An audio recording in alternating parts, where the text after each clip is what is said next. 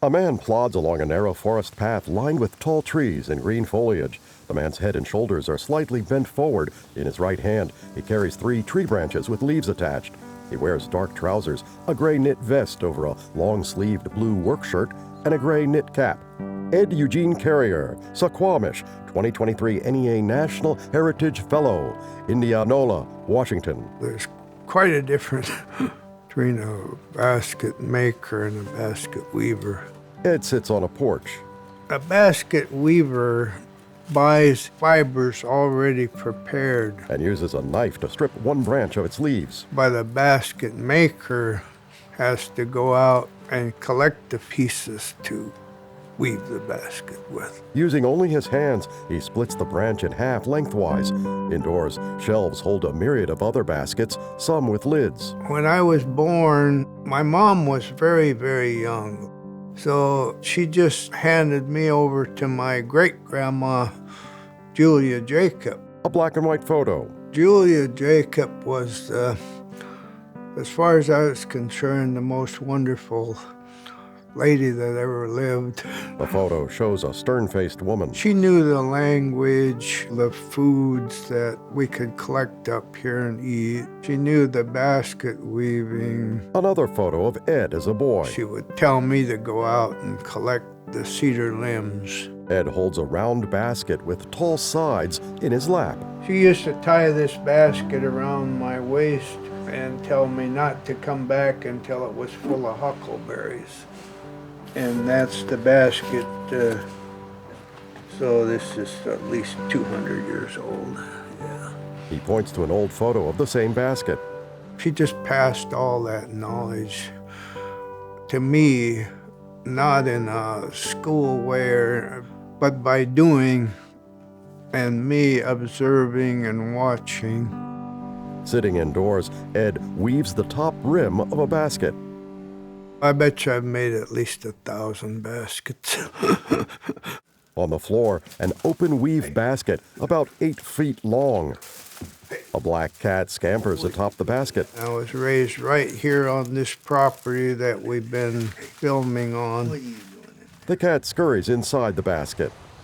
The Suquamish people have lived here for evidenced up to 8,000 years. Carrying a basket in each hand, Ed walks alongside a vast bay of water. I always had an urge to weave like my ancestors did. He weaves the rim of one basket. And when I'm struggling with a weave, I can actually feel those ancestors around me and helping my fingers.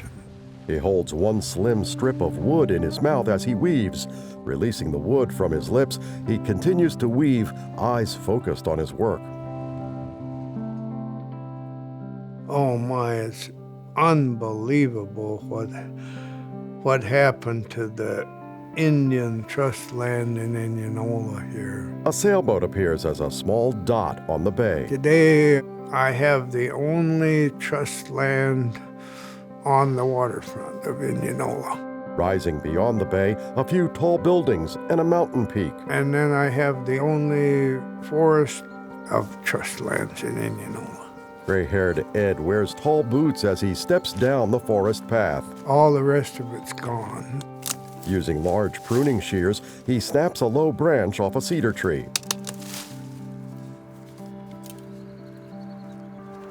Yeah, I planted all these young trees here that you see 15 years ago, and they all lived and they're doing really well.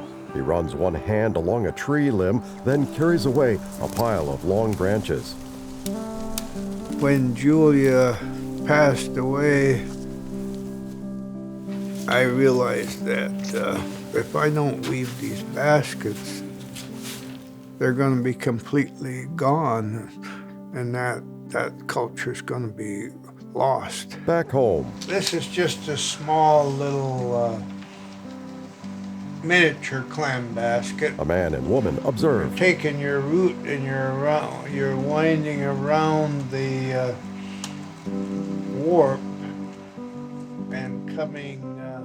For Ed to be able to teach these things, is really important because we have lost what our ancestors knew. So is this going the right way here? The woman weaves. Yeah. Because we're going the opposite? You're going the opposite direction there, and you're getting We can't afford to lose any more. nice and tight. The man uses a knife to whittle back off a thin branch. Ed and his visitors sit at a table holding various basket-making supplies. A view of the bay fills the wide window behind them. Outdoors, baskets partially buried in dirt. Once I started working with archaeologists, I discovered that in these archaeology sites, they were finding those woven baskets that were 4,500 years old. Several workers uncover and clean the baskets. I can weave that basket and use the same fiber that they used. And that really excited me. They're still not completely gone. Outdoors, Ed bends a long, thin wooden strip. You can't hide that knowledge. You gotta get it out. The more people that I can share and talk with, it's out there. Sitting on a large rock, Ed gazes out over the bay, now bathed in low light. When I inherited the land, my main goal was to use it in the right way that the chief, he would be proud. The black cat perches atop a nearby rock. And Julia would be proud too. Ed balances an oval basket, light brown with white and darker brown accents, on his thigh. In 2023, the National Endowment for the Arts presented Ed Eugene Carriere the NEA National Heritage Fellowship Award, the highest form of recognition for the folk and traditional arts by the United States government. For more information, visit arts.gov/heritage. A list of credits follows, including director and producer Olivia Marion. Special thanks include the Suquamish Tribe Elders Lunch and the Suquamish Museum. This film was produced by Hypothetical in association with the National Council for the Traditional Arts, presented by the National Endowment for the Arts.